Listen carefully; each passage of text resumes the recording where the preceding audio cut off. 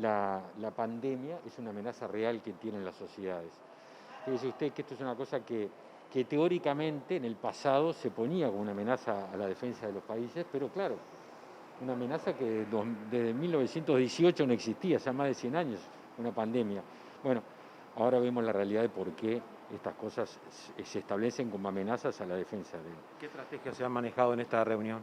Bueno, nosotros va a haber un decreto que va a... Esta es una primera reunión de instalación del CODENA con todos los ministerios. Va a haber un decreto que va a establecer las directivas de la política de defensa nacional para estos 5 años, donde nosotros incluimos un concepto que creemos que es un concepto moderno, que es la defensa de la mano de la seguridad humana, concepto que acuñó Naciones Unidas. Es decir, la defensa no es un tema de los cuarteles o de los militares, es un concepto político que vincula a la sociedad y a los seres humanos y a las personas en toda su dimensión. Por ejemplo, la sanitaria también, que está dentro del concepto de la defensa sanitaria, está dentro del concepto de seguridad humana. Así que, vuelvo a reiterarles, un decreto y una política de defensa que incluye en el primer escalón la defensa de la persona, segundo escalón la defensa de la sociedad y tercer escalón el Estado. Pero en ese sentido se manejó la posibilidad de que los militares trabajen y participen en el reparto de vacunas. En todo, no es que se haya considerado específicamente, pero si usted me pregunta, ¿es posible? Es posible.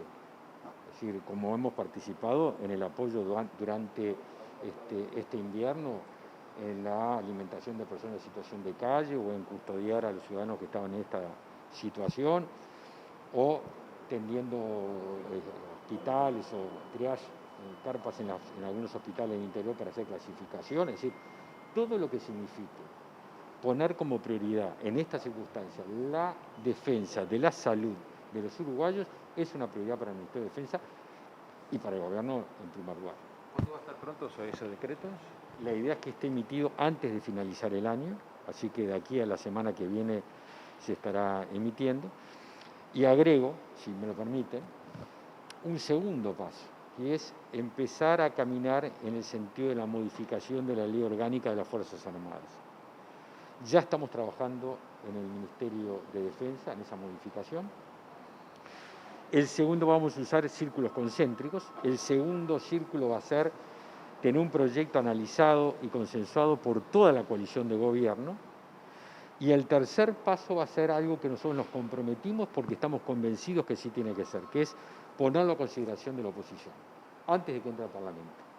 Buscar todos los puntos de consenso que podamos encontrar y de acuerdo, porque son las Fuerzas Armadas del país, no son las Fuerzas Armadas de un gobierno, son las Fuerzas Armadas del Estado uruguayo. Por lo tanto, creemos que tiene que tener esta reforma la más amplia base, o por lo menos hacerle el intento de encontrar el mayor ámbito de coincidencias, y después enviarlo al Parlamento con ese mapa de coincidencias y discutir si hay diferencias, que tampoco es una cuestión. ¿Esa reforma qué quiere el gobierno de esa reforma? ¿Cuáles serían los elementos fundamentales del gobierno?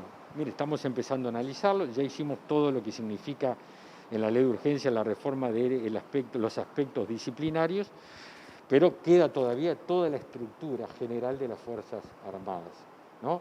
La estructura jerárquica de funciones, cosas que hacen a la formación de las Fuerzas Armadas, es decir, aspectos esenciales que nos parece que tienen que ser de larga durabilidad y por lo tanto buscar la mayor cantidad de acuerdos. Ministro, saludamos, estamos en vivo para Teledía ahora también. Se cerraron las fronteras en el día de ayer, hubo personas que intentaron ingresar. ¿Qué información tiene, qué reportes hay respecto a lo que fue el primer día y esta mañana? Bueno, la verdad que en estas primeras 24 horas se cumplió con todos los objetivos. Tuvimos, como dice usted, y es público, personas de nacionalidad extranjera que quisieron ingresar al país, que fueron devueltas a sus países en virtud de la ley vigente. Es un despliegue complejo, porque las realidades son bien diferentes. No es lo mismo el río Uruguay, los puentes, que usted le pone candado, lo cierra y ya está, y salvo las excepciones que están previstas, que las fronteras de ciudades binacionales con puente, Río Branco, Yaguarón, por ejemplo, Puente de la Concordia en Artigas, Villa Unión. Segunda realidad. Tercera realidad, frontera seca, Rivera, Chuy, Aceguá. Bueno, de todo ese mapa de complejidad, con gente que vive, por ejemplo, frontera seca o en la que tiene puente, trabaja de un lado, vive del otro, se atiende a la salud de un lado, etcétera. Bueno, atendiendo esa complejidad, yo creo que se está cumpliendo con mucha efectividad.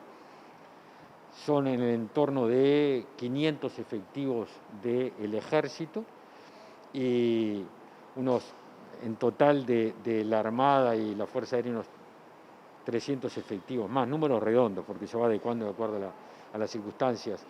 Un número muy importante de personal, con un trabajo muy coordinado con migraciones, con policía y con la aduana, con todos los ámbitos institucionales.